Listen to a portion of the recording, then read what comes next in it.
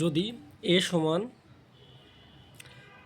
X, যেন x হলো 5,7 দ্বারা বিভাজ্য এবং এক্স হবে 150 থেকে ছোটো, অর্থাৎ 150ও হতে পারবে না, 150 থেকে ছোটো হবে, তবে পি অফ এ এর সদস্য সংখ্যা কয়টি? তাহলে এখানে দেওয়া ছিল যে এ ইকুয়াল এক্স যেন 5/7 দ্বারা বিভাজ্য। তাহলে আমি এমন একটা কিছু সংখ্যা লিখতে হবে যেগুলো 5 এবং 7 দ্বারা বিভাজ্য এবং 150-এর ছোটো। আমি লিখে রাখছি অনেকগুলো যে 5 দ্বারা বিভাজ্য কী কী হচ্ছে 5, 10, 15, 20 এভাবে 150 পর্যন্ত লিখে রাখছি।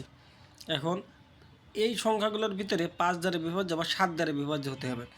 আমি জানি 5 দ্বারা বিভাজ্য নয়, 5 7 দ্বারা বিভাজ্য নয়, 10 7 দ্বারা বিভাজ্য নয়।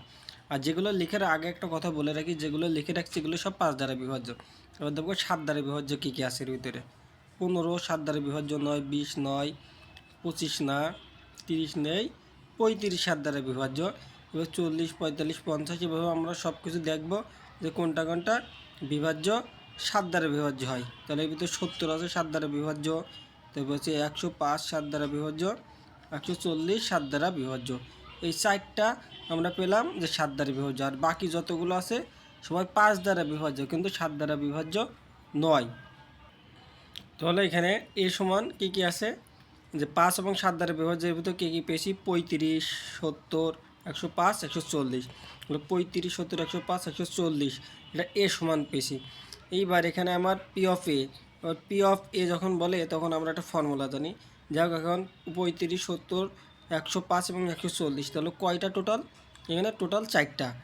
এন সমান বের হলো যে 4টা। এবার আমরা সরাসরি সূত্র দিয়ে দিলাম যে পি অফ এ সমান 2 টু দ্য পাওয়ার n, এটা ফর্মুলা। তাহলে এই ফর্মুলায় এনের মানটা আমরা কত পেয়েছি? এনের মান পেলাম 4। তাহলে 2 এর ভ্যালু 4, 2 এর ভ্যালু বা 2 4 বার গুণ করলে হবে তাহলে 16। তাহলে অ্যান্সার আসবে 16। এটা বিসিএস 46তম বিসিএস পরীক্ষায় আসছে।